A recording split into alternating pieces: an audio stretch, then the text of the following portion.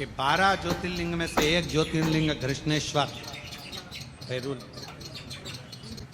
जिस घृष्णेश्वर मंदिर के प्रांगण में भगवान शंकर के शिवलिंग के मंदिर प्रांगण के अंदर यदि उत्तर की ओर मुख कर कर हाथ में एक बेलपत्र को रखकर उत्तर मुखी बैठकर घृष्णेश्वर बाबा का 7 बार नाम का उच्चारण करने पर घृष्णेश्वराय नमः, घृष्णेश्वराय नमः बोलने पर कामना कर कर एक बेलपत्र यदि नंदी को दे दी जाती है तो बाबा घृष्णेश्वर उसकी झोली कभी खाली नहीं रखते। स्कंद पुराण का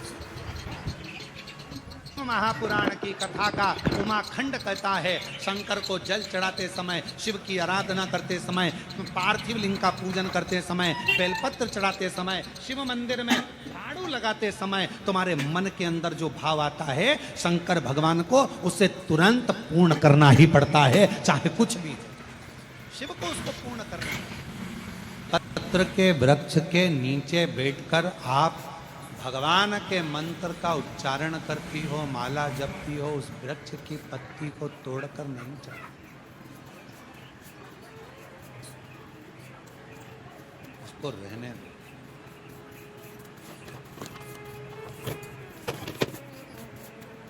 कुबेरेश्वर धाम पर जाओ, चाहे किसी तीर्थ में या तुम्हारे सोसाइटी में, तुम्हारी कॉलोनी में, तुम्हारे मोहल्ले में विसर्जन करना आता है ना आप लोगों को? पार्थिव शिवलिंग का विसर्जन कैसे किया जाता है? पार्थिव शिवलिंग अगर आपने थाली के अंदर, पाटे के अंदर कोई सामग्री पर कोई ऊपर बनाया है तो उसका विसर्जन कैसे करा जाता है? पार्थिव शिवलिंग का विसर्जन करते समय जिस पात्र पे पार्थिव शिवलिंग बना हुआ है उस पात्र को नदी में शिव का नाम लेकर जल में उस पात्र को नीचे डाला जाता है, पात्र को पकड़ा जाता है और शिवलिंग को नीचे की ओर ले जाया जाता है। जब शिवलिंग पानी में थोड़ा कम दिखे उस समय पर उसको धीरे से फिर जल में छोड़ दिया जाता है। जब थोड़ा कम दिखे, थोड़ा हाथ नीचे करा जाता है और नीचे कर कर फिर उसकी फूल पत्ती जब पानी में ऊपर आ जाए, दिखने लगे, तब शिवलिंग को धीरे से खसका दिया जाता है, जल में उसको विसर्जन कर दिया। क्यों?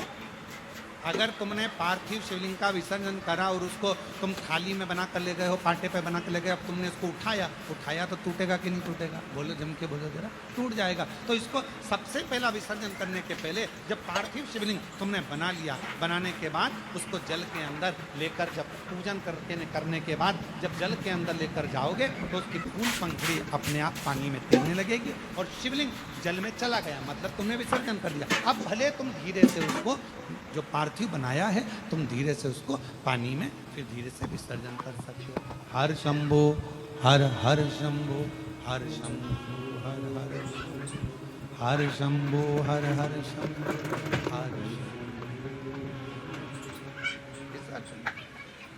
कई बार ऐसा प्रश्न आ जाता है, गुरुजी हमारे यहाँ नदी नहीं है, आपने कहा शिवलिंग का विसर्जन करना, थाली को नीचे लेकर जाना, पानी में जब डूब जाए तब, तो क्या हमारे यहाँ पर नदी नहीं, तालाब नहीं, कुआं नहीं, बावड़ी नहीं, हम कैसे विसर्जन करेंगे? तो उनके लिए विसर्जन का क्रम कहा। जिस थाली में भगवान विराजमान है, पूरी पूजन होने के बाद जब विसर्जित हो जाती है, थाली को आप एक साइड कर देते हैं, तब उस थाली में ही जल को चढ़ाना प्रारंभ करो।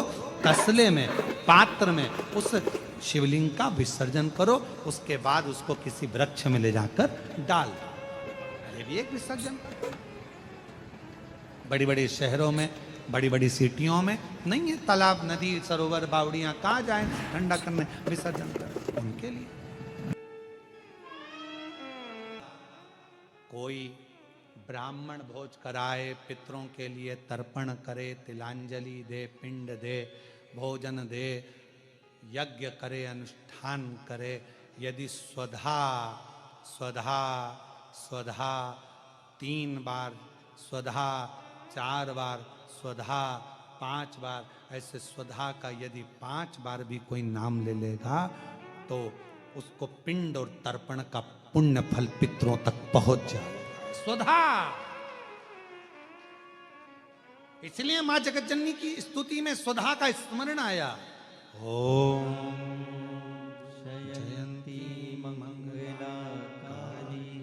भद्रकाली कपालिनी दुर्गा क्षमा शिवा दात्री स्वाहा स्वधा